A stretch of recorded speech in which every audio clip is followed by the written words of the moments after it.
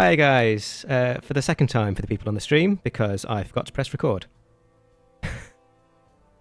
I knew I was going to do that. Okay, welcome everyone to this dev stream.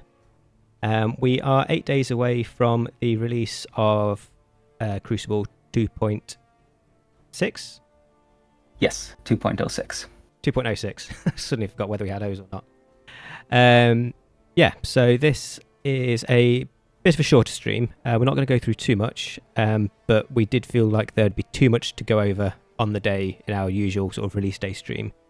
I've been busy this last year, but the rest of the guys have done a huge amount. So even though it's taken a long time, there's a lot of content. So we are just going through the final two Space Marine chapters. So that is something that Oleg did. And then we'll go through the Tau overhaul, which is something I did. So yeah, Space Marine factions. Yeah. So for the other major things that are in this patch, CSM will be covered in their own separate video. They will not be covered in a stream, they'll be covered in a detailed guide.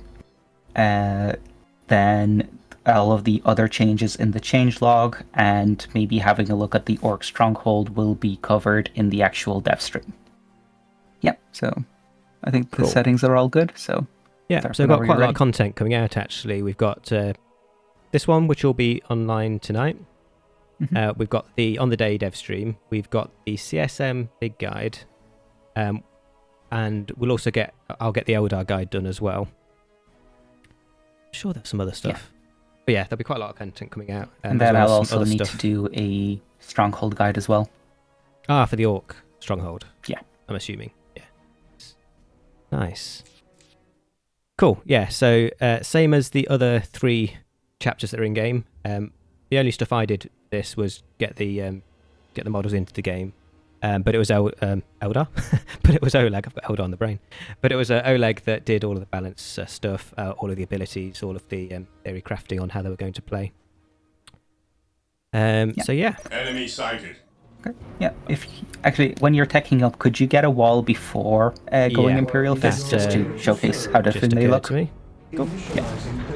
Yeah. So Imperial Fists, they were a bit of a struggle to properly implement the their identity for, because they have, in the lore-wise, relatively defensive, but both kind of breaking through enemy defenses playstyle. It's an interesting combination, and one that's not very easy to get right in game, but I think we struck a good balance with them. Their main concept... we kind of keep telling people is not optimal, isn't it? Sort of playing super defensive.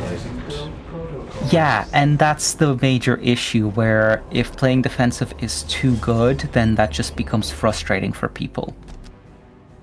And because then it is a game of, resources. Yeah, it is a game of the resources are out on the map, and you need to go out there to get them. So I had to strike a balance between, yes, you can play defensive, and yes, you can use your defenses, but you're still going to need to be decently aggressive. Yeah, so I think you're good to select Imperial Fists now. Cool. Okay, so if you get the other wall, yeah. So this is a bug at the moment, obviously something we'll fix. Obviously the old wall is meant to disappear. Yes. Just noticed but that. Requirements are weird and buggy, and just refuses to go away. I don't know why. I've bashed my head at this for like 2 hours. But yeah, so and also the main not added it to the insta-build list. Get that done as well. Mm-hmm. Okay. Yeah, that's more different than I thought. Yeah. So this is the one change that isn't in the chapter hall, where I wanted the Imperial Fist walls to be better to encourage the defensive or aggressive defense playstyle. So if you look at if you click on the regular wall compared to the Imperial Fist one, this one you see only has the research, and this one has both the research and a smokescreen upgrade. This is similar to the smokescreen upgrade that IG gets on their walls, excuse me. And on top of that, these walls can hold units in them. So this is to encourage the more offensive use of walls, where as you're pushing up, if the enemy tries to push you back, you can try to hide some of your, especially because you're encouraged to use Devastators in Imperial Fists, for reasons I'll go over in a second, being able to put them in walls to keep your units safe for a bit, so that they don't die, especially versus like a melee swarm. Like for example, if you're facing demons and demons decide to absolutely bomb rush you, then having this, I'm pretty sure you can't go between them. Pretty sure there is no. I was just gonna find out. Yeah. I have no idea. Same as the viewers, I have no idea. This is all Oleg stuff, so I'm. I'm feel free to check. I'm 99% sure that there isn't one, but we'll see. And maybe if it does work, it wasn't intended. Yeah. So if you could go into the chapter hall. So the first unit here, let's put the Phalanx Wardens to the side for a second. They're a bit complicated, so I'll explain them last. So Thunderfire Cannon. This is obviously baseline. The unit was in the game before. I made it a Imperial Fists exclusive because they just, in terms of identity, they fit so much better into this chapter, and that also meant that I could make them stronger and that they ever could be baseline. So if you grab one, its main feature is the entrench ability. So it has a deploy cover as well, which a lot of Imperial Fist units do. Yeah. And then, yeah, it can't teleport between things, can it? Oh yeah, let's give that a try. No. Yeah. Well done, you didn't fuck up. Yay. But the main feature of the Thunderfire Cannon is the entrench, where, so check its range, show off its range. So, yeah, just past the right here. Door. Yeah, and now entrench it, and so yeah, just. I think it's easier to check with there. Tank traps. Yeah. It's there, and then we entrench. Ooh, okay, yeah. As you can see, the range is much bigger, and this also applies to any squad that it's attached to. So there's a lot of use cases for this, but this is specifically good for Devastators because both the Thunderfire Cannon and the Devastators are both setup units, and Devastators don't care about standing still that much because they need to stand still to shoot. This can't attach. Can it not? Oh, you must be... Are you playing on the latest build? Yeah, I updated just before doing the stream, unless I didn't update properly. Interesting. Which might explain the wall issue and stuff. Yeah, because I remember I thought I fixed the wall issue. Well, whatever. It's not a big deal, but yeah, they... Because I remember they couldn't attach in the previous build. Sorry, I was going to interrupt you a sec. This is a just part of Space Marine faction. We're not doing separate factions, period. And that is pretty much going to be probably true forever. So yeah, this is same as most of the sub-factions for Crucible, where you'll pick Space Marines or Eldar or, CSM, and then you will tune the army in-game by choosing a faction. Sorry, carry on. But yeah, so on release, they will be attachable to a squad, and you will be able to, like... I'm not sure. Yeah, we'll have to check the versions and stuff like that after this, but I've actually played with them being attachable to a squad, and if you ever played StarCraft or StarCraft 2, it feels very much like leapfrogging tanks forward. It's pretty fun. Oh, I hadn't thought of that. Yeah. So that's the kind of first initial concept, where in Tier 1, you get access to Devastators, and at the same time, you get access to Thunderfire Cannon, and you're able to kind of slowly push your defensive line forward.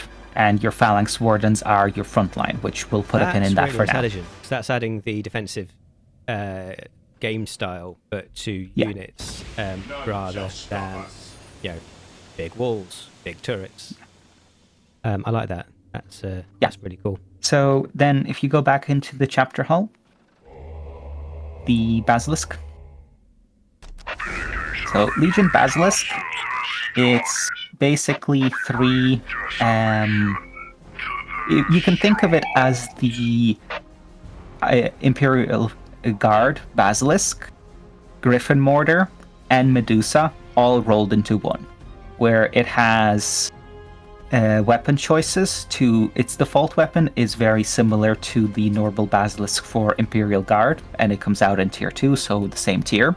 Pretty sure it has a bit more health, and I think is a bit more expensive than the Basilisk, but that's par for the course because of its versatility and it being Space Marines. And then its weapon upgrades, if you hover over those. Sorry, I was just fixing the chat in the wrong place. Okay, so yeah, weapon upgrades. So yeah, the first cannon upgrades it to a Medusa cannon, so instead of being mostly a disruption weapon with okay damage versus all, this makes it into a good anti-vehicle weapon. And then if you get that... So is that same range? That's just a damage tune? So they do actually have a different range, where by default it has the longest range, and then the range goes down for the Medusa, and up a little bit after that for the Griffin Mortar. Lovely. And then, so the Inferno Shell, this is a more specialized weapon, where it's, as you can see, it's effective versus structures, demons, and morale. And this is the second part of their identity, which is the Defense Buster, where you can trade effectively with other artillery with the Medusa cannon, and you can bust enemy defenses with the Griffin. And that's the concept where... what you're doing with it. It's not going to do everything, but... Yes. Nice. And it is a bit expensive, like 50 power for one and 100 power if you want to get to the structure one. So it is expensive to do, but it is quite powerful, where this is your backline. So you can think of Imperial Fists as having 3 lines of defense. You have your front line, which is your walls and phalanx. Then you have a second line, which is your turrets and stuff like Devastators with the Thunderfire Cannons. And then you have your proper backline with the Legion Basilisks. Nice. Yeah. Well, I should have turned off Discord on this computer. I'm going to be getting... You can put it on Do Not Disturb, but yeah. And we've also it's weird got... that it didn't go into streamer mode straight away. Just for me. Oh well. Yeah, I've got Discord on my stream computer. So, separate computer, Discord open on 2 PCs. Yeah, okay. Yeah, and then a flamer here, just for... Yeah, that's just giggles. Yeah, that's just standard for artillery to have like a short range flamer as well. And another interesting thing is that it's able to drop tank traps. So some units can deploy mines. This one can deploy tank traps. Nice. I've yet been able to properly use this, but I have a feeling there are some situations in which this can be very useful. I'm thinking actually versus other Space Marines, if they try to like drop dreadnoughts on top of you to deal with your basilisks, that kind of thing. So just giving them a bit more niche utility in some other way as well. Yeah. Okay, nice. So next unit. Big boys. Yeah, Devastator Centurions. Yep. So 560, low, 160, 8 pop gap, so... So, these are quite interesting. They start off with decent anti-infantry ranged and good versus everything melee, where they just kind of smack everything in melee for okay damage. What are they like in melee compared to the Centurions? With the Raven Dark Guard? Angel Centurions? Raven Guard, I think. Oh, sorry. They those absolutely destroy these, because you can get these in tier 3. Those are a tier 4 unit. So you can get these at tier earlier, and they're not meant to be great in melee. They just have their power fists, while the others have like drills. So they start with decent melee in tier 3, right? So they're kind of part of your front line in tier 3.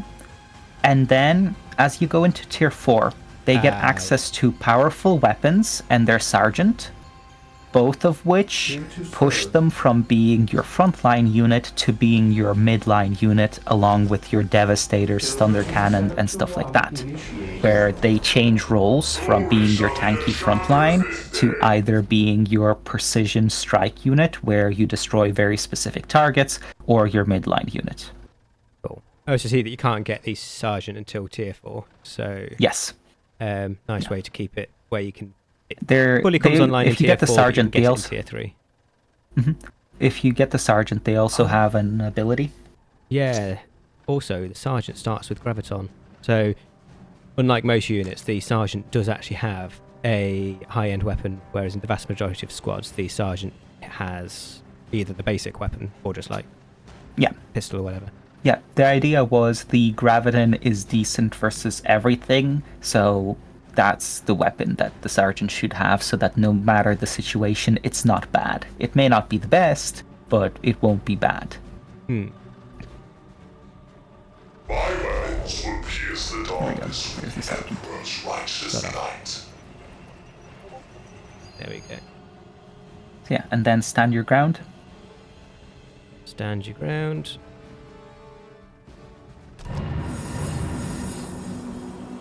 So again, this is a similar ability, but instead of being a toggle, this is a timed ability, where for a few seconds they can't move, but they gain range and I think attack speed. Well, it says range and attack speed. Yes, range and attack speed, and restore squad morale. Nice. Maybe get well, rid of that morale bit is because not they don't have relevant for morale. these guys because they don't have any. I'll need to get rid of that description. Cool. Because it's not relevant to them. You oh great, I've got a graphical glitch. Which I've not seen. See something like that like once a year. Firepower at the tip of my Cool. fingers. And then the guns then. So Star Blast Trek cannons. Wizard, that might be a misspelling? Yeah, I'm not sure. These things are spelled weird in 40k. Sometimes they're spelled the same as normal words, sometimes they're spelled different. which one's this? Centurion versus Centurion. I got versus O. told when I did the other Assault Centurions that I spelt it wrong, so I am pretty sure I've probably just done it again. Okay. Yeah, Well, because it was we'll me see. that wrote the names into the files, so I'm sure I just got it wrong. Yeah, that's something we can fix before release. And yeah, then. So yeah, You're so writing all in this terms stuff of down, Oleg. So I'm forgetting it as soon as I hear it. Hope you're writing all this stuff down. Yeah. Well, we'll have the video anyway, so I can just go back through it and Point. Sweet. on things from there. Anyway, so yeah, it's 2 weapons. Last cannon, pretty self-explanatory, long range, relatively long range, good versus vehicles, good versus titans. Yeah, pretty simple. And then Graviton for these serves a bit of a different purpose than other Graviton guns, where it's okay damage versus all, and very good damage versus demons and living metal. So this is one of the few ranged anti-living metal options. Nice. So you're aware, I did actually make a new effective versus thing that's somewhat effective versus all. I don't know if you want to use that one, but it's just usually there's very few times in the game where we actually have the effective versus usually just titans. But yeah. Nice. By the way, you might need to reposition yourself a little bit. You're getting a bit quiet. Oh dear. Okay, lean forward. Sweet. Okay, that's better. Yeah. Okay, so now let's deal with the Phalanx Wardens. So all of these units relatively simple, and that's by design, because Phalanx units and Wardens are a very complicated unit. I keep pressing all the wrong buttons. I've been playing Rome Total Shift War F2. with this epic mod all week, so now I keep trying to move the map around, the camera around WASD and pressing all the wrong buttons. Cool. Phalanx Wardens. Yes, so they start in Tier 1 with Stand Your Ground, and I'm pretty sure they get no... I think maybe they have 2 of their weapons in Tier 1 and 2 in Tier 2, or they have none in Tier 1, 2 in Tier 2, and 2 in Tier 3. I can't remember. I think it's 2 in Tier 2 and 2 in Tier 3. Cool. So that they scale a bit better. These guys scale with both commander upgrades and infantry upgrades. And okay. their sergeant also provides them with multiple abilities. So if you get the sergeant... Cool, yeah. So you've got the standard bolster defenses as standard. And if you get a hero to level 8...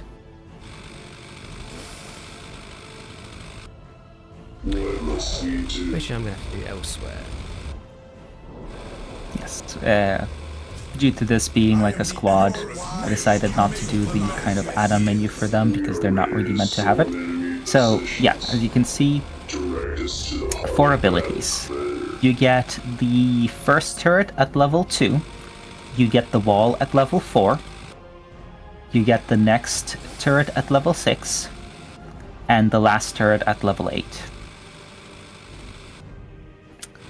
And yeah, if you could spawn all 4 of them in, we'll talk through them. Oh, honestly, I cannot control the bloody camera. Yeah, I got a bit overexcited. I've not played any games in so long, and then Rome Total War Imperium Surrectum, their new patch came out. Oh, it's so good. So yeah, so the wall is a standard wall this is where the feature of being able to put units into it really comes into play. Because, for example, if your Phalanx Wardens are way too deep and about to die, then you can just spawn this wall, put them in the wall, and that gives them a good reprieve for a time. And obviously it's a big distraction if people are A-clicking, where your attack moving, they'll attack the wall instead of attacking units. And it can still do the smoke screen, which will cover allies and reduce accuracy of enemies. It so sounds like more very cancerous useful. StarCraft 2 micro, sorry. Yeah. So yeah, this is the concept of aggressive defense, where you're spawning things on top of the enemy. It's basically the DAO version of cannon rushing. Which we'll see if that will need some nerf and stuff. It seems to be fine for now, but we'll see. Yeah, I and think people so are then going to be playing the this one a flamer lot. turret. Yeah. Cool, so this was the first turret. So I think you said hero level 2 for this one? Yes, this is for hero level 2. Starts with a flamer and can get a melta. Relatively self-explanatory. Good swarm and morale damage as a flamer. And then if you need to deal with like tier 1 vehicles, then you swap to a melta. Yeah. Hero level 6. Yes, hero level 6 for this one. Starts off as just twin plasma guns. Yeah, the good anti-heavy infantry damage and just decent damage to infantry in general, but not much else. And then 2 upgrades for this one. Last cannon, again, that's the anti-vehicle option. And plasma cannon, which now has an AoE and also gains some extra pens like living metal. No Caesar towers coming after. And then the whole stream's going to get put online tonight. Nice. And then at hero level 8, you get the cryo gun turret. Whatever, cryo gun. Yes, so this turret is interesting where it won't do much damage, but it will reduce the movement speed of targets it hits. Ooh, in a kind of How much flamer range is it? AoE in front of it. Oh, okay. Yes, it does. Oh, yeah. That's a cool idea. Yeah. And then it can get a graviton gun, I'm pretty sure. I believe it is, yeah. Yeah, it can get twin graviton guns, which is pretty self-explanatory. This is your anti-specialist, where if you need to deal with vehicles, if you have late-game demons coming at you, or you need to deal with titans. So these turrets are exclusive to being spawned by the Phalanx Warden Sergeant. You cannot get them any other way, but they do benefit from normal turret upgrades. So if you get the normal turret upgrades, they will have the extra range, extra health, extra damage, everything. Which, of course, you can purchase from these as well. Normal turrets, so you don't need to wait to spawn one of these to start getting those upgrades. Nice. Okay. And that's basically it, where in Tier 1, you start with Phalanx Wardens and Thunder Cannon. This is your kind of aggressive defense, where you push forward with the Phalanx Wardens, you spawn turrets and walls on top of the enemy, you have the Devastators behind, and then later on you get the Basilisk to support that, where now you have a backline, and then in Tier 3 you add another frontline unit, and as that unit becomes too squishy to really stay in the front line, they get a range specialization as well. Oh, I did actually miss a question. Something mad. Can I colour them grey-silver? These are all team colourable, so the reason everything is... who are we except talking about? for Imperial the turrets. Fists. Unfortunately, turrets are just the red color, the way they are right now. Okay. We But might everything figure that's out yellow how at the to... moment- Yeah. Yeah, so everything that's yellow at the moment is team colourable, so I set them as Imperial Fists before the game, but whichever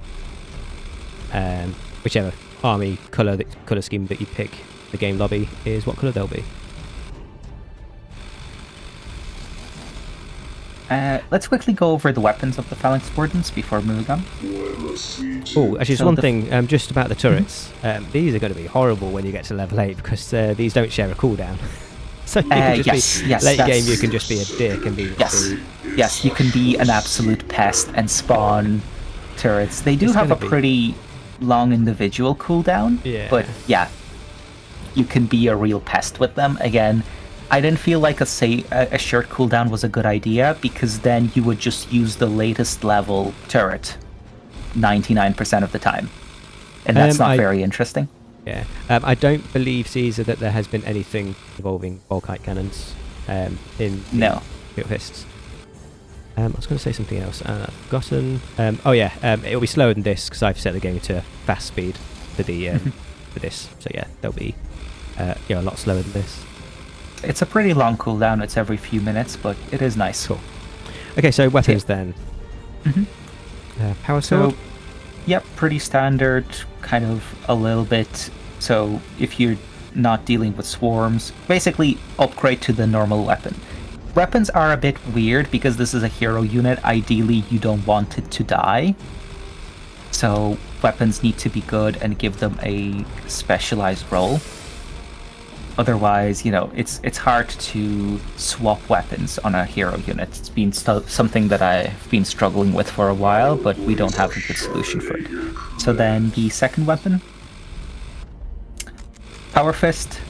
As you can see, that one's more specialized, where they're both most specialized, where the Power Sword is your anti-heavy infantry and anti-structure, whilst the Power Fist is anti-vehicle.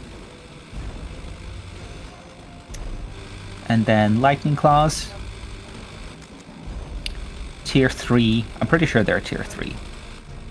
But yeah, tier above the other weapons, the other two are, and they are basically more advanced versions of the same, where the Lightning Claw is just gonna mulch infantry, and the Thunder Hammer will be good, I think, definitely versus Living Metal. I'm not sure what other pens they have. Cool. Yeah, there we go. First voice. Oh, red hand. Wait, what the hell? You're getting a bit low in volume again, by the way.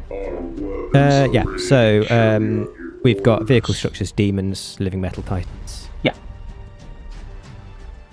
So I'll have heavy to infantry play around a commanders. bit more and see how exactly it works out, but I'm happy with the weapons for now. I think they do have different specializations, and there is a decision to be made whether you want the increased power right now or whether you want to hold off. And as individual members die, you will get, as you replenish them, you will get a chance to get new weapons without having to redo the entire squad, but there is an interesting choice to be made whether you want the power now or whether you want to wait a tier in order to get the better weapons.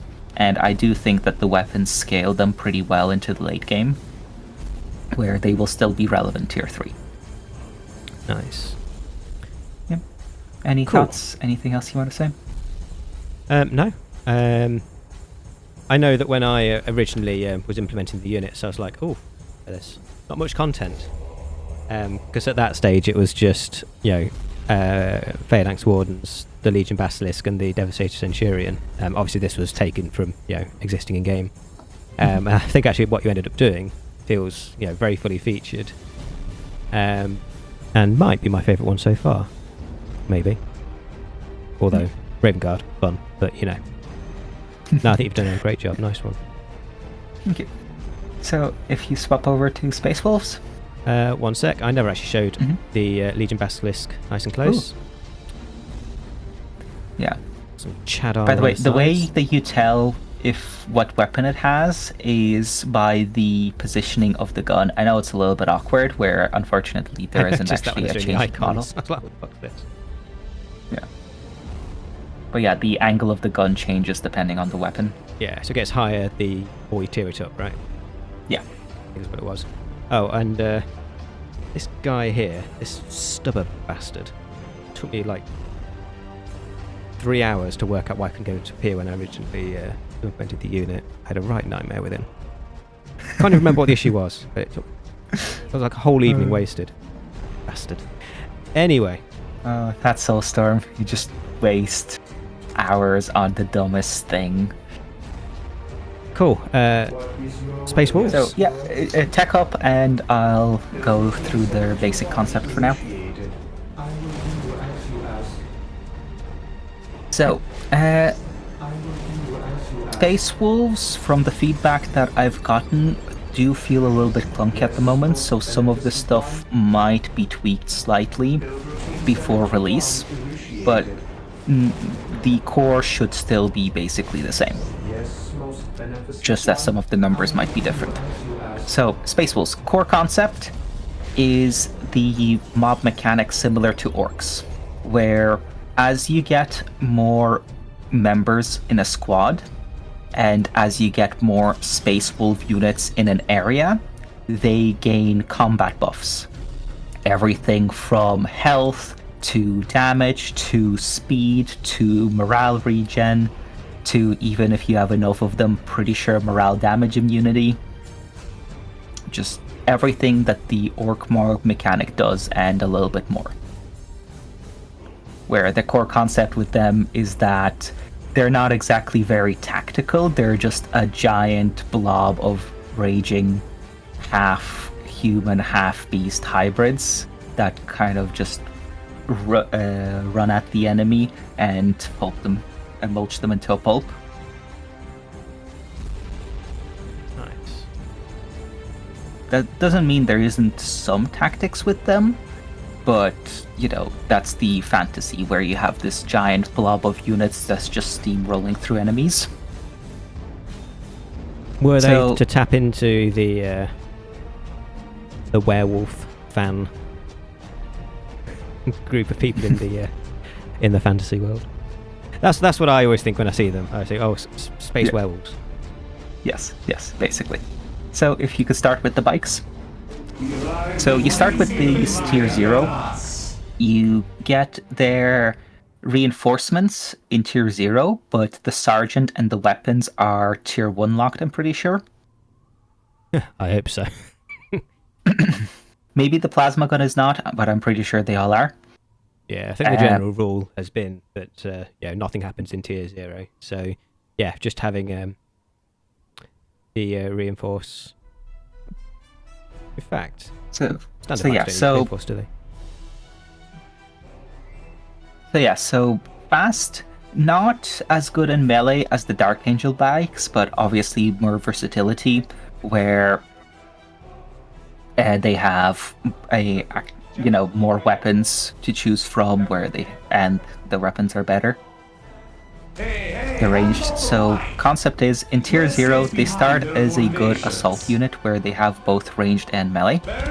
And then as you go up to tier 1, you end up with more of a fast attack ranged unit where you hit and run.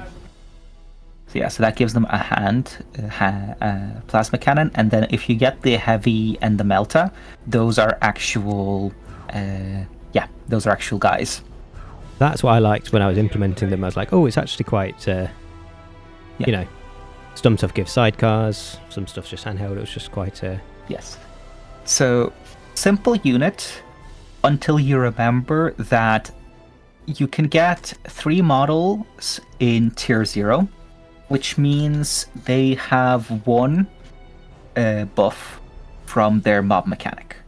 Once you get their sergeant in tier 1, that pushes them over to where they get a 2nd buff. And once you get the extra reinforcements from your sacred artifact, where they can have another model, that gives them a 3rd buff. So you need to remember that the unit itself gets stronger because of the extra models that you get later in tiers.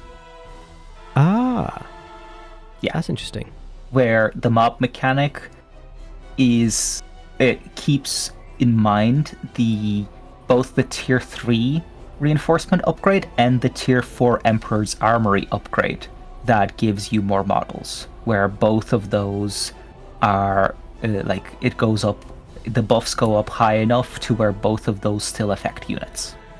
And that's the main thing, where the unit is simple, but if you're able to keep it alive, just by the fact that it's alive and you can reinforce it will make it stronger. Cool.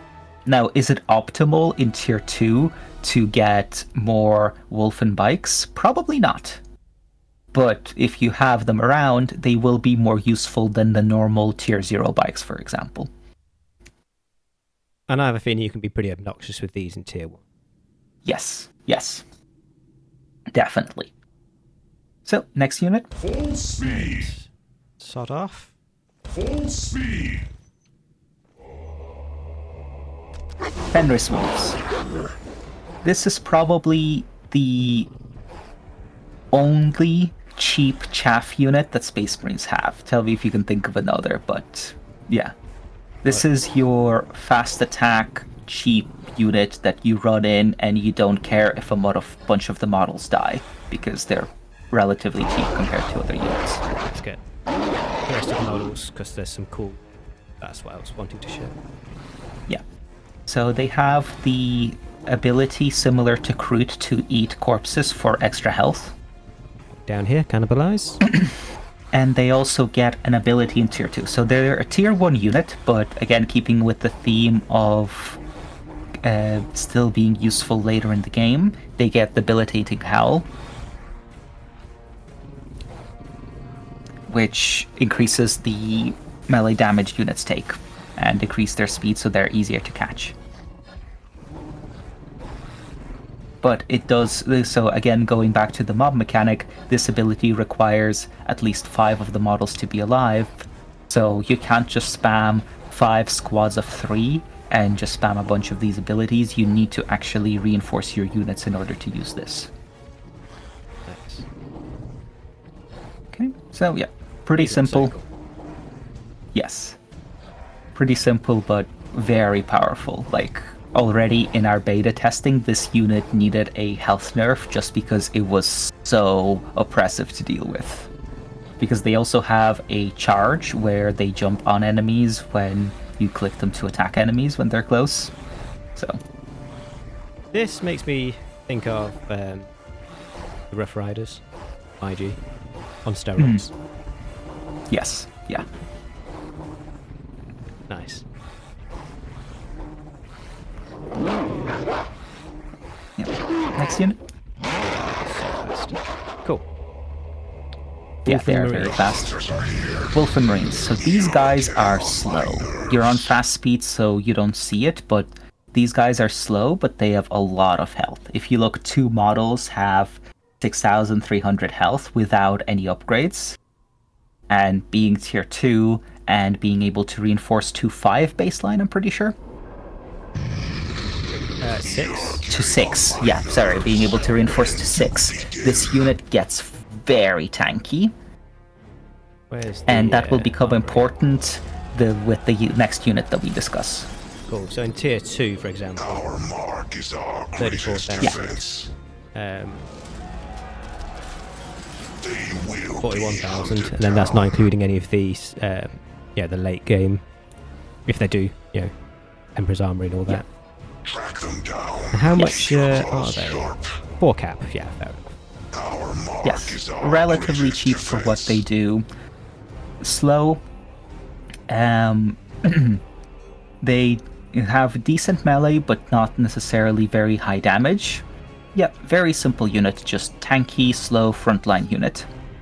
And the reason why that's important is the next unit, the Long Fangs.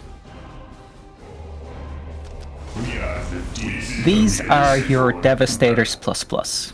You get them also in tier 2, but they get their sergeant and their weapons. No, sorry, 2 of the weapons are tier 2, 2 of the weapons are tier 3. So they are quite powerful in tier 2, and they become even more powerful in tier 3. I'm pretty sure it's the Plasma Cannon and the Last Cannon that's tier 3. Yeah. Well, we'll let people find that out in game, but I'm sure you're right. And their sergeant is also tier 3. So these guys do ridiculous damage. Like really high damage, especially for a setup team. And the concept with them is that you have your Wulfen as your front line that are distracting the enemies and stopping the enemies of getting onto your Long Fangs. And the Long Fangs are your back line, where you can just straight up swarm the enemy with them. Sorry, where you can just devastate the enemy with them.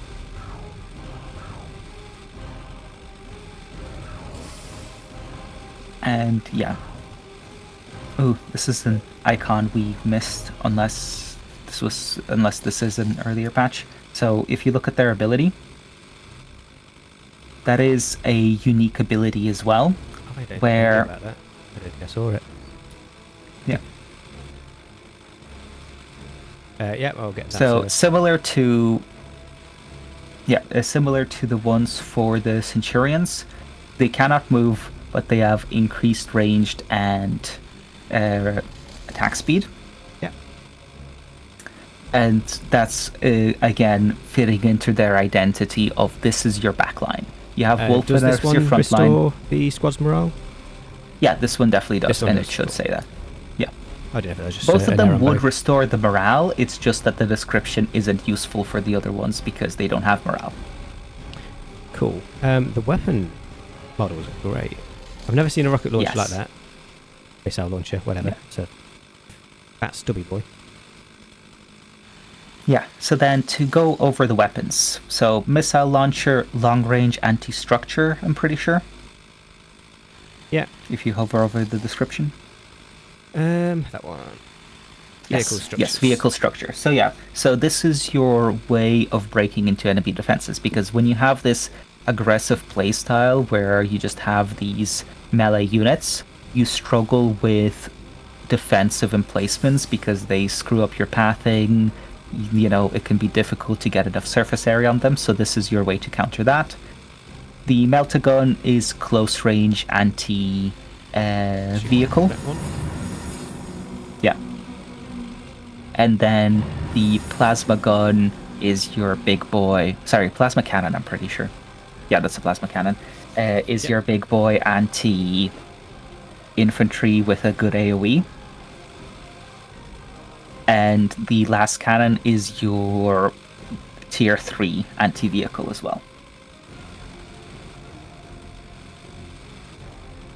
Nice.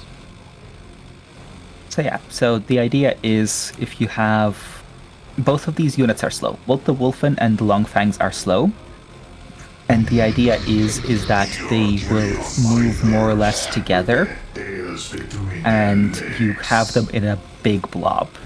Kind of like, God, I'm making a lot of StarCraft references, but kind of like the Death Ball for Protoss, where you have this tanky front line and really high damage back line, and if they work together properly in one big blob, then they can dish out insane damage. Another thing to note is that there was a problem before to where these units would be too susceptible to knockdown, so I made them quite resistant, and I'm pretty sure the Longfang's ability also gives them extra mass, making them even more resistant to knockdown, so they can just straight up trade with Titans. Nice. So yeah, last but not least, Wolf Priest. Oh yeah, forgot about him. I come to guide you. So first of all, he has an aura. I can't remember if it's a damage or a damage resistance aura. Could you check? Provides a damage and ranged damage resistance aura. Yeah, okay, damage and range damage resistance. Also, I need to make sure that it has monster as one of its filters, because I'm pretty sure it's not affecting the Wulfen at the moment. So that's something I need to write in Trello. The dogs. Or the... Yeah, the dogs are also monster, monster armor type, and yeah, cool. They're both monster armor type, and there's a good reason for that. So if you go to the Wolf Priest's abilities... was it to filter? Did you have a vision? Yeah, so Mark for Death's pretty self-explanatory. The reduces enemy armor, makes them take more damage. This is for big targets that you need to take down. So both your melee and your ranged will just absolutely mulch any targets hit by this. Nice. And then the other ability is the one for which this was required to be monster armor, where both of your melee units are put into a frenzy. You lose control of them, but they gain massive combat buffs. Speed, attack speed, damage resistance, everything. So the idea is you get this guy in tier 3, and you get into a fight. Your Wulfen are your front line, your Longfangs are your back line. You frenzy your Wulfen to make them even stronger. Yeah, and it affects him as well. So both him and the Wulfen, as you can see, no longer controllable. What do you wish? The curse has See what you're told, been bastards. What is it? Nope. They will be hunted down. Track them down. Keep your claws sharp. What would you like to know? Just as the prophecy foretold. Cool. Yeah, that's proper interesting. Yeah, thank you very much, Rom. We're pretty hyped to get it out as well. It's been way too long. Yeah. So the concept is you have this very, very fast but not self-reliant early game where you have the bikes and the wolves and they work well together, but you can't expect those two units to carry you all the way to tier 3. You basically have the bikes do good range damage, but due to their low numbers, they're not that great, and they cost a lot of power as well for a tier 0 unit. So they aren't self-reliant, where you'll use them as part of a composition with other non-Space Wolf units. Whereas when you get to tier 2 and tier 3, you can nearly purely use Wulfen and Longfangs, with some Fenris Wolves splattered in as well. Especially in tier 3 with the Wolf Priest, you can just go a giant blob of all Space Wolves and just bum rush the enemy with that.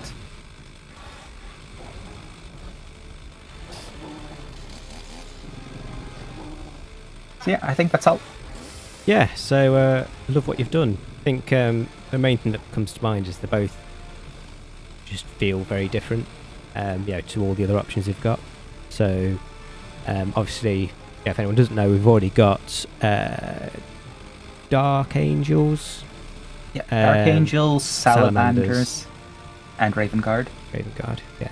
But yeah, no, it was definitely a bit of a challenge to make the factions feel different enough. Like, you could argue that the whole fast attack early game and slow late game is quite Dark Angels-y, because they have a similar divide with their Raven Wing and Deathwing, but these are very different units with very different walls, and whilst Dark Angels come online properly way later in the game, you're nearly fully online as Space Wolves in Tier 2 because you can get these units out and fill out your pop cap, and then as soon as you go Tier 3, the only unit that you need to get is the Wolf Priest, and the rest of the units are already there. You just need to reinforce them with your Long Fangs with the leader and the weapons, and boom, you now have a super strong army very quickly as soon as you go Tier 3.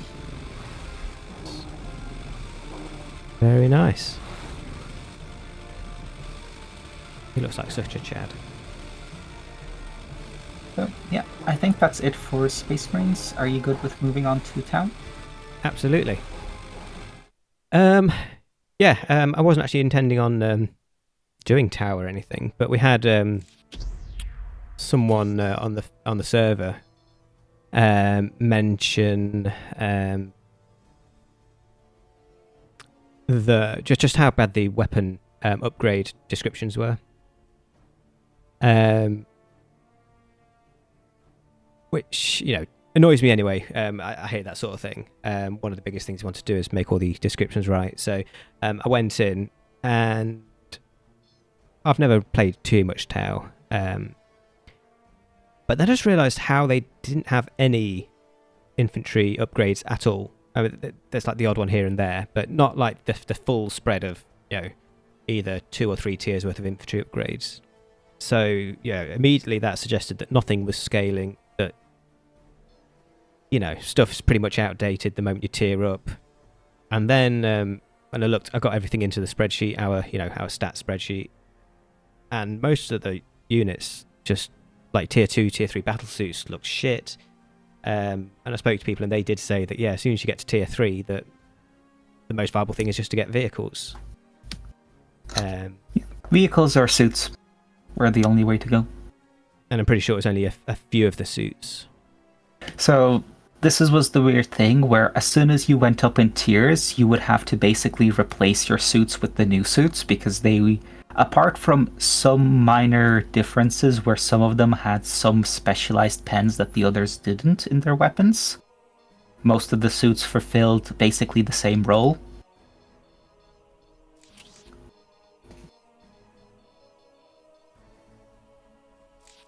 Yeah.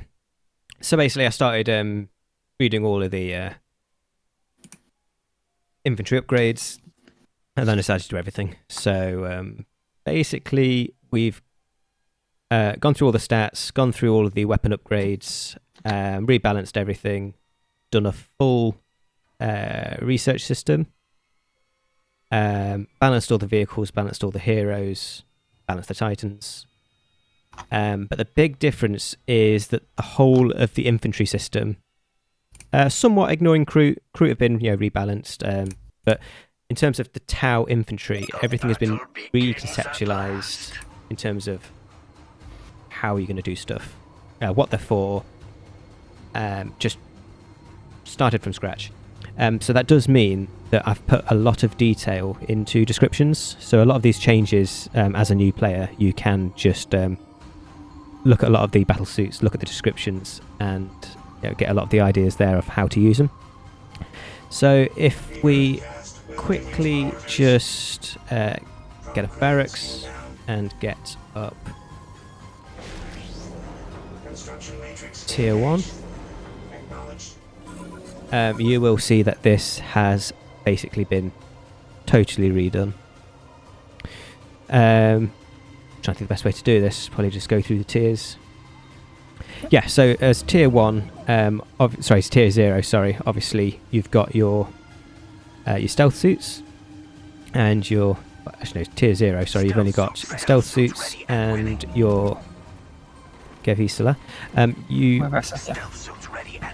So one thing you might notice is that the squad size has actually been reduced for the Gevisala from 10 to 8,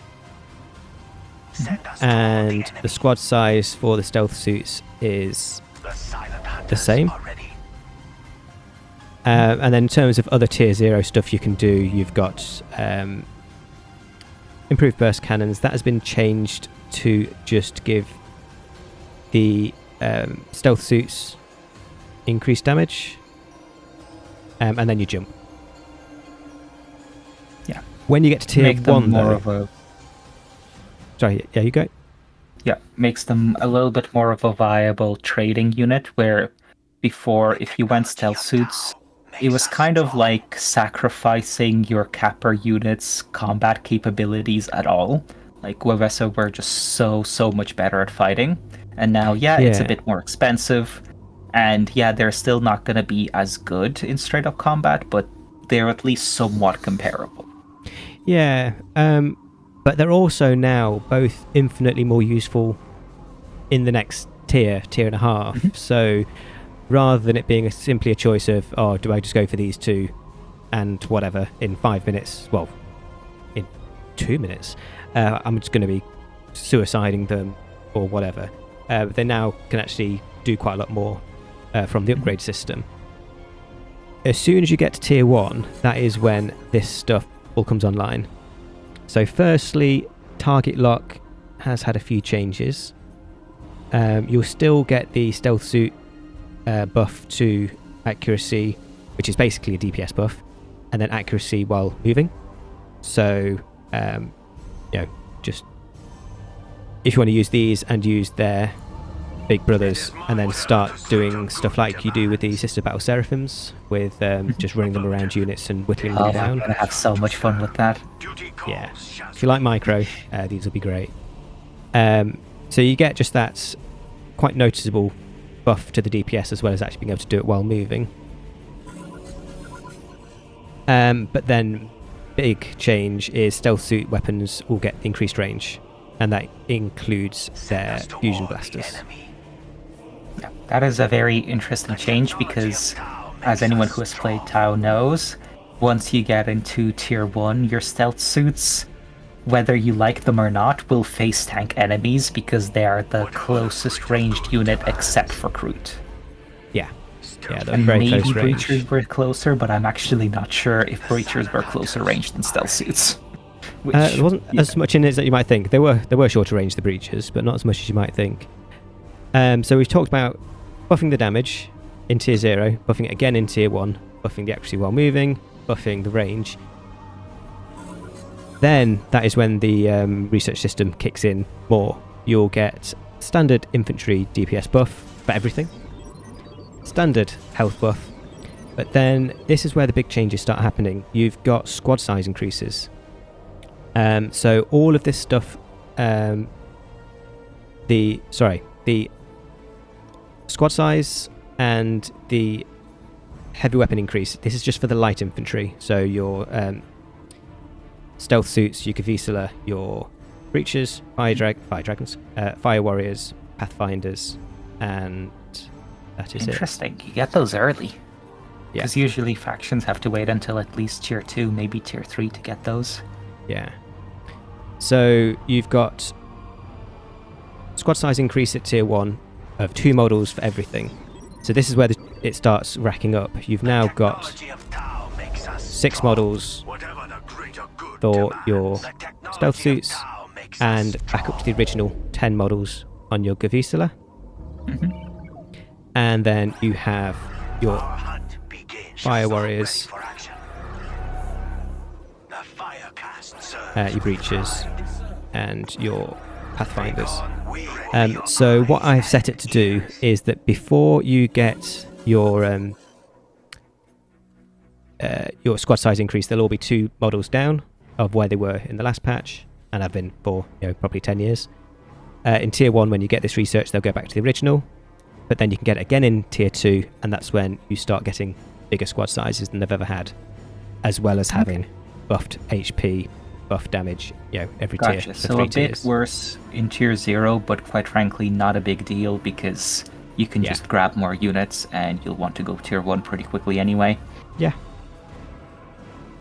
And then in tier 1, after you've invested into infantry researchers, which is what you have to do as every other race, some more than others, but Space Marines, IG, everything you have to invest into infantry upgrades. With Tau, you could almost not bother because they were just shit and didn't really do anything. And then you can increase the amount of heavy weapons for all of your light infantry. This does mean that you can always, on all of these, upgrade all of their weapons. The reason I've decided to do that is because a lot of the weapons aren't so much an upgrade as an alternative. So, for example, let's do it with Kvisila, actually, to start off with. You've got your Pulse Carbine, which is long range, more damage, and you've got the Pulse Rifle, which is very long range, slightly less damage. So for the Kvisila, this is an upgrade, whichever one you go for. But the Fire Warrior starts off with... I'll find it. The Fire Warrior starts off with the Carbine. They can get the Pulse Rifle. It's not really necessarily an upgrade because you are going to be nerfing your damage, but you're going to be buffing your range. So that's why I'm fine with having large squads. Everyone can upgrade their weapons. Obviously it gets expensive, but I don't think that's overkill because you're just changing the unit rather than just straight up buffing. Makes sense. Breachers pretty much unchanged. Pathfinders, a few changes. They now have their Pulse Carbine the same range as the Fire Warriors. I didn't like it that they had a random 35 range with the same weapon as the 50 range or whatever on the Fire Warriors, so they've just got longer range. But they were nerfed otherwise, I can't remember how. But shouldn't really make much difference. I think you made their weapon tier 2 now. Their weapon upgrade. Yes, that was it. And then in tier 2, that is when you can get the rail rifle. This has been changed somewhat.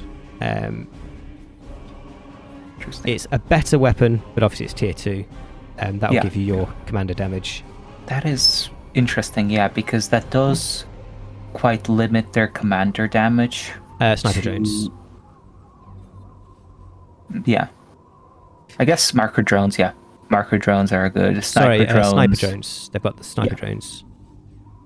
Yeah, sniper drones, crude shapers, and maybe their own hero with his ability to just do a bunch of damage to a single target. Yeah. Interesting. And then they have knockback on the targets and infantry slowed. So it's a bit of a strange one. They have basically all of their toys on this tier 2 weapon. But they've only got the one leader, the marker drone. The Fire Warriors, although they're missing some of the toys on their guns, they can get the mix of the marker drone and the Fire Warrior Shasui, which both buff the damage. So you'll end up in tier 2. When Fire Warriors will be usable, you can either use Pathfinders for their vision and their utility, so the slowing down, the knocking back. But the Fire Warriors will do noticeably more DPS, especially if you fight the urge to get more range and you just stick with the Pulse Carbines, which is what I've been doing generally in playtesting, is just stick with the Pulse Carbines with a bit less range, still fucking long range, but more damage. Mixed with, it's kind of, I've been glass cannoning them, Pulse Carbines and both of the damage boosting leaders. So no healers, no shields, and just using them as long range chip damage. But I've been doing that in tier 2 and even in tier 3. I'm sure if you do PvP, people will just arty them to death. But against... or grenades. Or grenades. Well, you got to get to them first. But in terms of PvE, I have been more than able to use Fire Warriors all game long. Two squads maybe. Because they're so long range that it's just constant, easy, extra damage. Because virtually everything else is shorter range. All your BattleSuits, they'll all be in front making a wall. Yeah, so do the Pathfinders, did they lose their slow enemy targets on their basic weapons? Yes.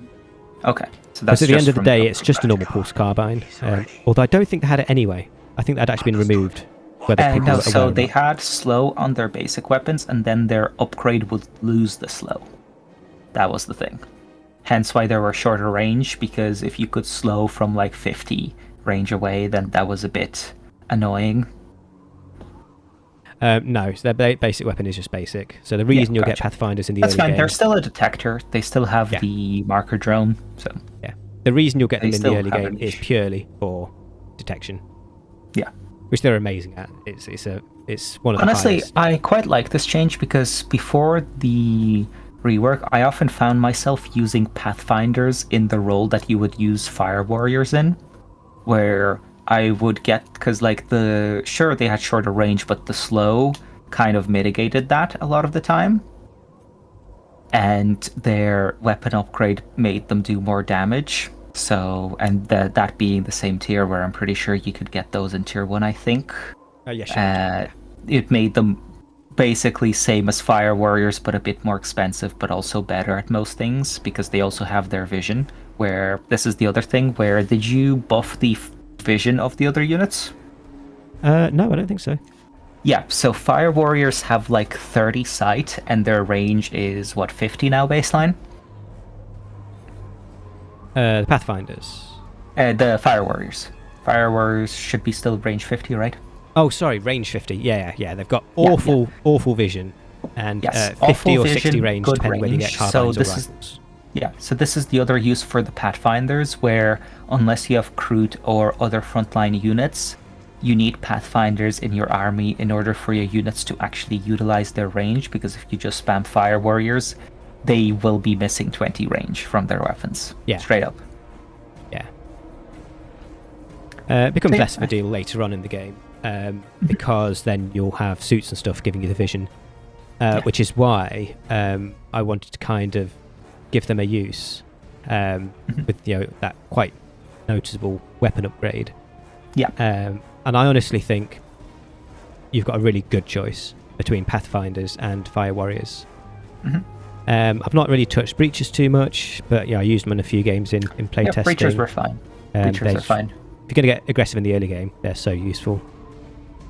And with their weapon upgrades, they'll now be actually relatively tanky when you go to like especially tier 2, because once you reach tier 2, they would just fold to any grenades or any AoE.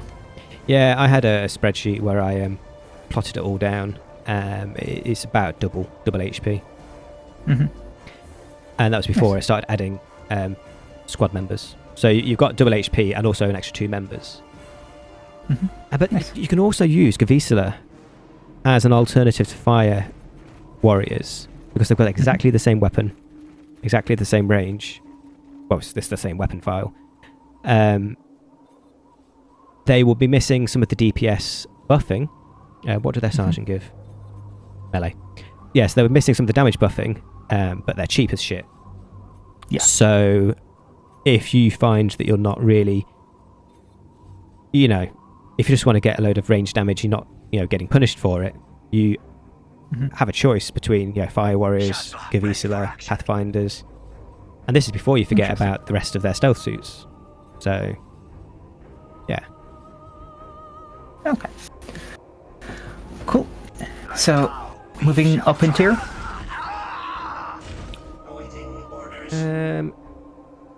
Yeah.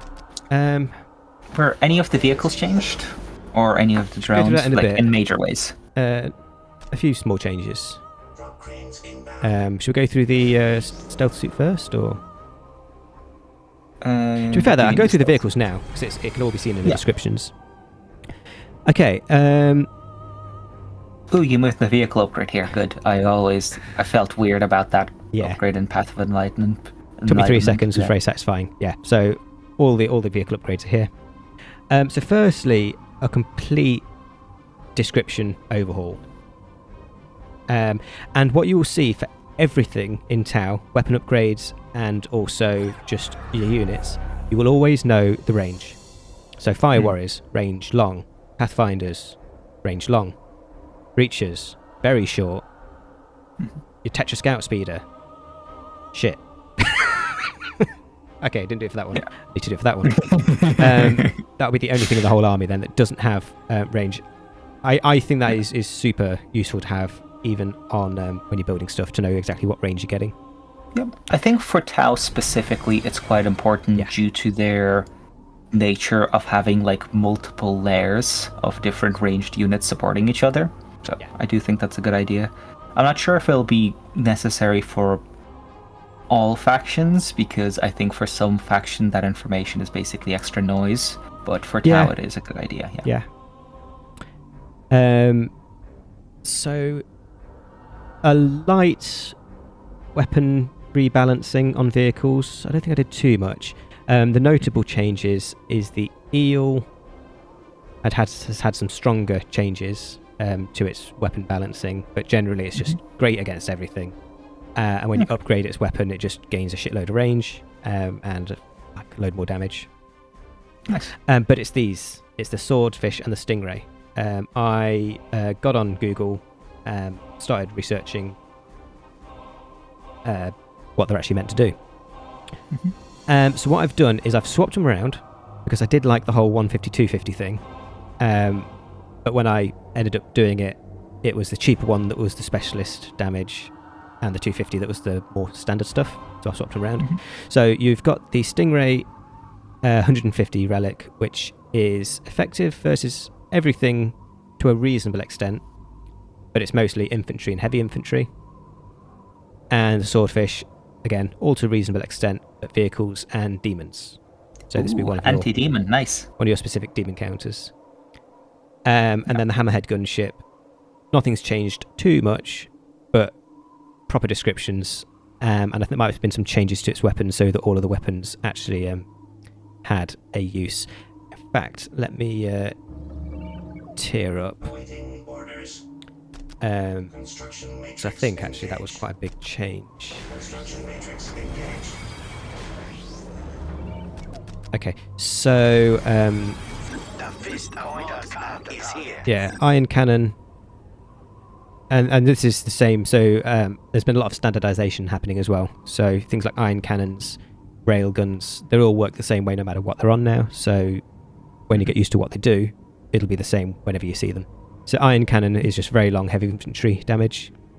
So very specific if you need to just chew through Space Marines, whatever. Space Marines. Yeah.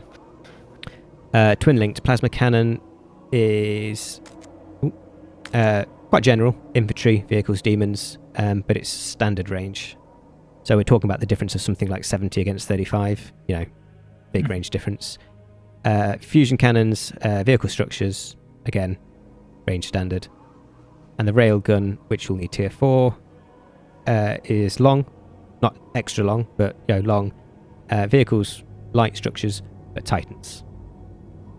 And an AoE. Nice. And an AoE. Yeah. So there's kind been of some titan options against added infantry. as well. Yeah. Yeah, that looks good. Yep.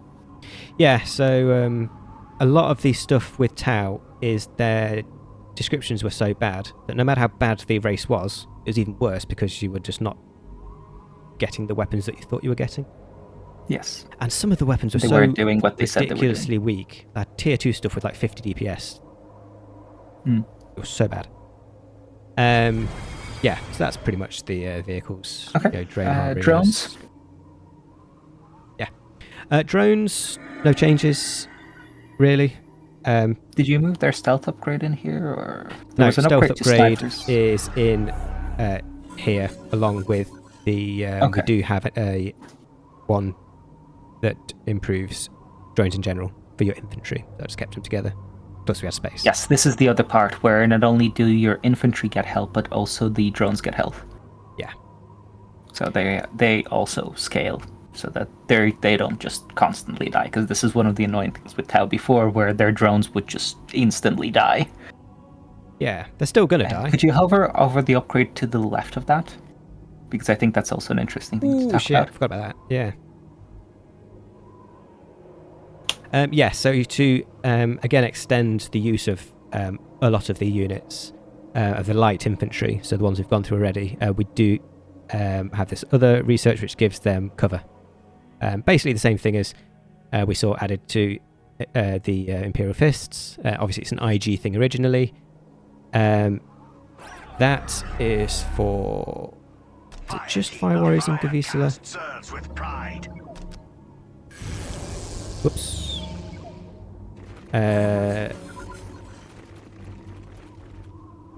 Oh, shit. I didn't write it. Can you jot down somewhere that I need to do that? Yeah. Actually, we're going to have to just watch this video anyway and just jot down everything that's changing, because we're finding quite a few bits and bobs. Yeah. I'm pretty sure it's Gavisula and Fire Warriors. Not Pathfinders. I just didn't feel that, in terms of lore, it'd make sense. Plus... No, it's not. It doesn't. Yeah. They're not kind of hold your ground kind of unit. They're also even longer range than Fire Warriors. So Fire Warriors, the weapons, the carbine has 50, the rifle has 60, and the railgun on the Pathfinders, the upgrade, has 70. So, you know. Yeah. So there'll be even more in your backline, so makes sense. Yeah, so you can further increase the basically survivability, effective tankiness of these. Yeah. Cool. So where most of my time went in terms of sorting the infantry out was working out what the hell we were going to do with all of the BattleSuits. Yeah, BattleSuits. Yeah. So tier 1, you get your broadside. Not a whole lot's been changed. And then in tier 2, you get your broadside chassis elites. So what I wanted to do was to make a viable choice between these two. Obviously you can get these guys earlier, but yeah, tier later getting these guys.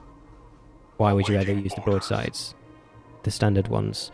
So what we've done is the chassis elite broadsides, they have shitload of damage, but they are even slower now. So they are by far the slowest anti-vehicle artillery range battlesuit, basically. So you do have a choice. You know, if the enemy's coming into you, the broadside chasvas are going to be great. If you're, you know, moving your army a lot, these guys are going to be totally slowing you down. You may want to go with the standard broadsides. What we've done though is we have got some battlesuit upgrades. Tier 2, Tier 3, Tier 4. The Tier 2 research is going to increase the damage and the range of the broadside battlesuits. So you'll get them in Tier 1, you can upgrade them in Tier 2. So what this means is that in Tier 2, when these are entrenched, their damage is not going to be too much lower than the Shasva Elite versions, and the range gets buffed up to be equal. So at the moment, it's something like 70 range for the Shasva Elites, 55 range for the broadsides. After the upgrade, they will have much more damage, and they'll also be 70 range. So in Tier 2, you really do have a good choice. And when I've been playing them, I've mostly been sticking with these guys just to keep up with stuff. But yeah, if you're under pressure, you're sort of defending an objective, then these guys will be much better. Yeah. Cool. So a viable choice between a bit of a different specialized role. I like that. Yeah, you can see the speed difference quite significantly there. Obviously, we're on fast game speed, but yeah, it is something like 16. No, 14. It's either 14 or 16 speed for the broadside. It's something like 8 speed. Yeah. So they're a full. Somewhere in the range of double. Yeah. And in Tier 2 you also get the Crisis battlesuits. So these are by far my favourite ones. These I made to kind of be kind of like your brawlers in a way. So these are fast by battlesuit standards. The idea is all of their weapons, when you get them, are 35 range. But you can upgrade their weapons to have 20 range, but much higher DPS. And then with their jump that recharges faster than all the battlesuits, sorry, and their much higher speed, these are what you'll use to protect the rest of your infantry. So if anything jumps onto your infantry, these are what you'll use to react and to jump on them, protect your infantry. Yeah. So they're pretty tanky, they're pretty fast, they've got a fast jump, and if you double down on their damage, give them only 20 range rather than 35 range, they will really blow through stuff. They'll be somewhat vulnerable, but and then at the moment you only get 3 upgrades. I'm going to give them 6 so that you can fully commit to short range. So you can get both. I think so. I think it makes sense. Yeah, that makes sense. Yeah. To basically have them in a configuration that's full 35 range or a configuration that's full 20 range. Yeah. And again, a tier after you get them, you can upgrade them. So Crisis Servo Overdrive increases the speed of your XV8s. So these go from 14 to 16. And increases the health regeneration. So, get them beat up, get them out of combat, wait a few minutes and they'll be full health again. The Firecast Fists are here to serve. Okay, so yeah. Tier 3, you get the Sunfire BattleSuits. I decided to make these basically kind of your designated ranged damage dealers. Oh, by the way, Fusion Blaster and Flamers. It's quite complicated actually, because as they come, they're the Crisis Battlesuits are infantry vehicle light structures at medium range. You can make them effective against demons and structures and morale at short range with the Flamer, and vehicles and structures at short range. So basically, the other thing these are is incredibly versatile. Just gets very short range. So the Sunfire Battlesuits, 40 range on everything, all standardized. Comes out effective versus infantry, heavy infantry and vehicles. These basically have matching weapons, so when you do a weapon upgrade, you're changing both. You've got missile pods, which is vehicles and light structures, long range, knockback, AoE, all that. And plasma rifle, long range, heavy infantry. But these will basically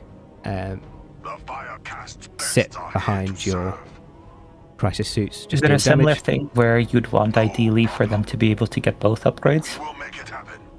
No, because it changes both arms. So they only have one weapon. It changes both arms, gotcha. One weapon twice. And for the other one, it changes one arm. Yeah. Okay. Yeah. And then you've got your hazard suits, which are basically just your big boys. They come with shields. They've got the ability that knocks everything back. Big damage, big tankiness. A lot of cap. So the idea I sort of have in terms of how you set these guys up is you'll have, oh fuck this is why I never use you will have so the way Tau work is it's very much a firing line. It's much more than most races. You will be making a firing line and moving it forward, trying to not get jumped on. So you'll have broadsides at the back, along with maybe some fire warriors. You'll have your Sunfires in the middle, a little bit in front of them, doing your big damage, and then you'll have your Crisis suits at the front. In front, jumping around, disrupting enemies. Yeah, just running interference and just protecting your damage. Because once you've got this lot set up, they're dealing all the damage you need. It can be tuned to whatever you need. But they're vulnerable to getting jumped on, and that is then what the Crisis suits do. Gotcha. And the hazard suits are can fill both roles. They're just natively strong enough to brawl. They're probably more in your midline. But you have to get jumped on. You don't really care too much. But you will certainly have this sort of 3-layer firing line. And then your crew doing whatever your crew wants to do. If you include Crute and some sort of front line. Yeah. Speaking of which, before we go on to talking about Crute, we did have a question about why do Hazard, Eel, and Mako still exist when other options exist in lore that are more thematic for the Tau? So 2 reasons. First of all, just because they exist in the lore doesn't mean that there are Tau models for them. Modeling is very difficult, and there's only so much that people can do, especially with how many different factions there are. And second reason is that we don't like to throw out units unless we have a very good reason to. They exist because they do fill a niche. The Hazard Eel is a nice long-range artillery-esque unit that also gives you resources, which gives you an incentive to keep it alive for prolonged periods of time, and gives your opponent even more of an incentive to focus it down and kill it. Yeah, and also we want things to make sense, but we don't necessarily feel that only, sanctioned Games Workshop content has to be in here. There's Eldar stuff that is basically homebrew. I'm assuming that things like the Hazard Eel are maybe somewhat homebrew. Yeah, there are a few different units in the game that are either homebrew or very close to it, where, for example, Triolith... Triolith might be an actual thing, I'm not sure, but the Aeonic Corp, for example, is definitely not an actual thing in the lore. Yeah. But that said, that is kind of the power that you have with a game like this, is you can kind of... It's not like lore for Games Workshop is cohesive, a lot of it's scatterbrained, and to be honest, if you do a good enough job, people can kind of get their lore from this if they want. I know that the Eldar representation is the biggest...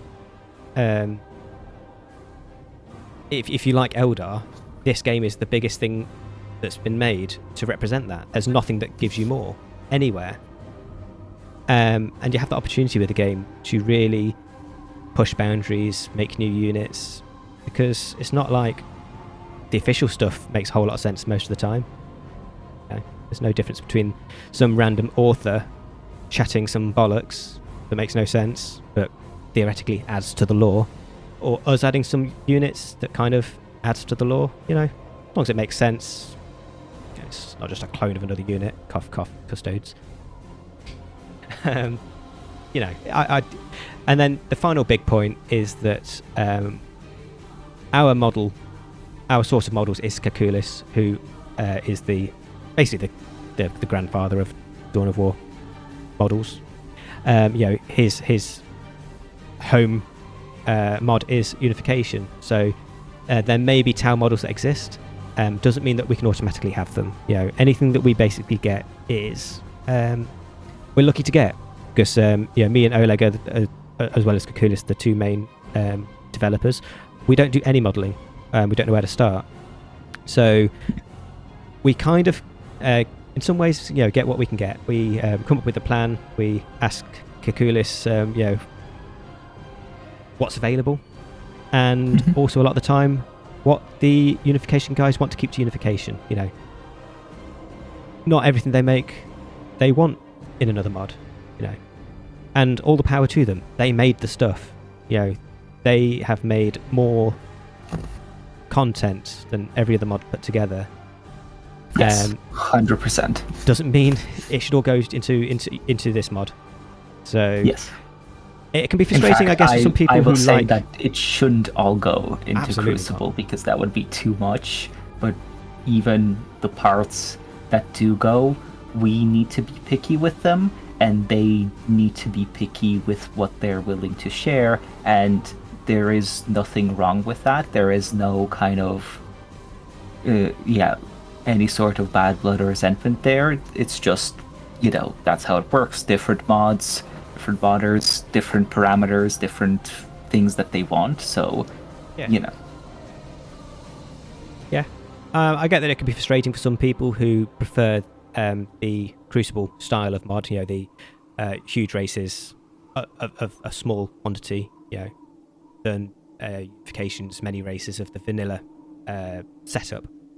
So they may see that models exist in unification and don't want to play unification, maybe, and are sad that it's not in Crucible. Just how it is. We are infinitely grateful for everything we do get to implement. But equally, unification is the other big mod. There's going to be big differences. There's going to be content that just unification have. So yeah, that's probably a very long answer to that question, but I think it's an important one to say because it's something that comes up a lot, and it's the way some people word things on our server can come across as very entitled when they say, "Oh, Unification have got so and so, new model for so and so, get it in Crucible," and then say it 10 more times with 10 different units. It can come across very entitled, and it can also come across as quite offensive to Unification, because at the end of the day, this is content made for Unification. And sometimes I look at these comments and going, "Ooh, that's a bit," it can come across quite badly if you look at it from the perspective of the people who actually did the work to make the stuff. Yeah. So I feel like it did warrant a more in-depth response. On that subject, new Unification patch came out last week. It's awesome. It's so fucking good. People should give it a try if they like that. So BattleSuits now really have very cohesive reason, how everything works, what they're all for, and I have tried to put this into the description. So the hazard suit. Let's have a look. So Sunfire Battlesuits, higher range and damage compared to standard XV8s, but with slower move speed and jump recharge. Let's have a look at Crisis. The most mobile of the battlesuits with its move speed and jump with faster recharge. I've tried to put more detail than you traditionally get so that you can make sort of better choice in how to use stuff, because it is, basically all brand new. Fire Warriors will require spotter units as their weapon range is so much longer than their sight range. So I've tried to put quite a lot of detail into the descriptions to basically give people a bit of a hand. So basically, after this rework, the Tau guide is read all the descriptions. In a way.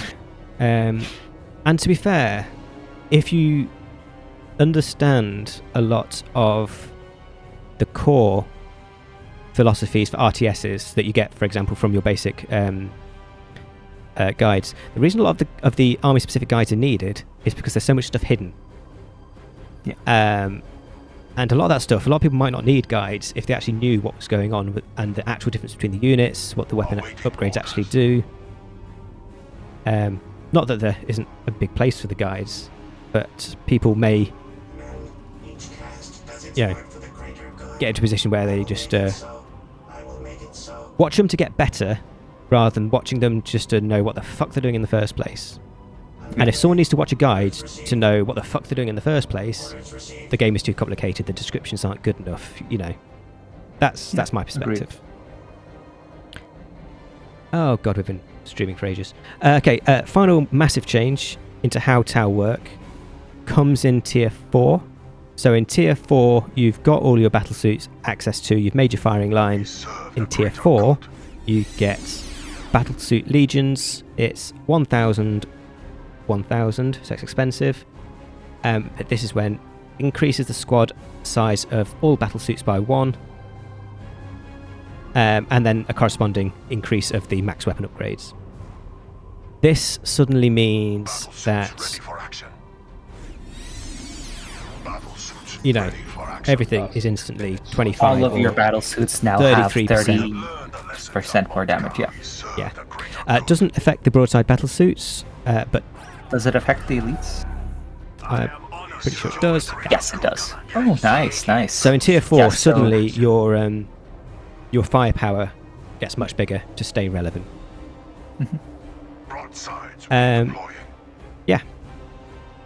And then apart from that, you've got... I've not really done much with the bodyguards. Did you change them in any way? Sorry? The battlesuit bodyguards, did you change them in any way? Ugh. What the hell? Shift R. Are you on with I didn't put on... Oh, there we go. Yeah, there we go. Now you have the resources. I thought I'd blown through 100,000 power. I can't remember... power hungry. Oh yeah, that's a good point. That's changed. I can't remember how much of it is really just a really big rebalance and then better descriptions. The bodyguards work in the same way as the crisis suits, in that they start off with 35 range and they go down to 20 range. Mm-hmm. In fact, the format is pretty much exactly the same. Same weapons. Missiles. Where do you need the elite? Different combination of weapons, somewhat. But same concept. Relatively short range. These are just slower, tankier. Yeah, makes sense. And just a big just rebalance and redescription of all the weapons. Okay. So nothing crazy, but just you'll know what you're getting now, and they're balanced to be useful. Okay. So changes to Cruci? rebalancing. There's not really anything rebalancing and better descriptions. Okay, that's fair. Apart from crude carnivores, I think crude were in a pretty good position in the first place, so I think that's fine. Yeah. So you'll see that the Tau stuff is been got rid of. We've kept the Arvana stuff for now, but their description, their researches have gone in the Montka command post. I've just kept these as is. I don't think I actually changed too much about them. They seem to work well enough. Yeah, they work reasonably well. Yeah. So some other changes, just quickly, is the tiers have been rebalanced to just cost the same power and requisition. So there's a small power requirement decrease there, and then a light rebalance of costs, power, and requisition between the battlesuits. It's pretty much on most of them, something like 20 more requisition, 20 less power. Gotcha. But yes, just generally a change. Yeah, that's fine. They were a bit too power hungry before, and with them now having, which was fine before because before Tau didn't actually have an eco building, so that was a problem. But now that they have an economy building in the coalition center and also the eel was always an economy thing, but yeah, now that they have a secondary economic source, it's fine for things to cost more requisition. Yeah. So that's most of it. The Titans have had a few weapons changed, nothing much. Description reworked, and that covers everything. There's descriptions added to stuff. Like I didn't even know how to get the iron cannon to fire. One thing that's worth mentioning is that the shield drones for the battle suits specifically were significantly increased in health, so that they are not gonna instant die compared to the other. Oh, did you do members of the that? squad. So are they now a separate Yes. thing, a separate shield drone with buffed health, basically, or whatever? Yes, Cool. separate shield drone with the buff health. I don't know if it will show up on your version because I'm still not sure if. Yeah. So. Okay. XP-22 battlesuit ready. Oh yeah. It's like 1,500, isn't it? Yep. Yeah. That. Honestly, every time I was playing Tau, because obviously I spent like 3, 4, 5 days just spamming them, and you get into tier 3, and all you're doing, all battle is as soon as Shield drone goes down, you just shield drone goes down, reinforce it. you get it up immediately. Takes 20 seconds to whatever it takes, and then it's down in 5 seconds. Yep. Yeah. Cheers for doing that. Okay. Well, I think that is it. Is Yeah. there anything else we want to discuss before finishing up the stream? No, just so 10 days. No, it's not 10 days, it's 8 days. Can't do 8 basic math. April 20th, which is Saturday. Yeah. Patch will be coming out. We're doing a stream on that day, I assume? Yes. Good. So we'll go through pretty much everything. The CSM subfaction will have its own video. That's huge. Yeah. Anything you wanted to say? No, that's it. Yep. Yeah. Thank you very much. And Thank you very much. yeah. Apologies for taking so long on this patch. But, life. But also us wanting to do a good job. So yeah, thank you very much, and we will see you soon.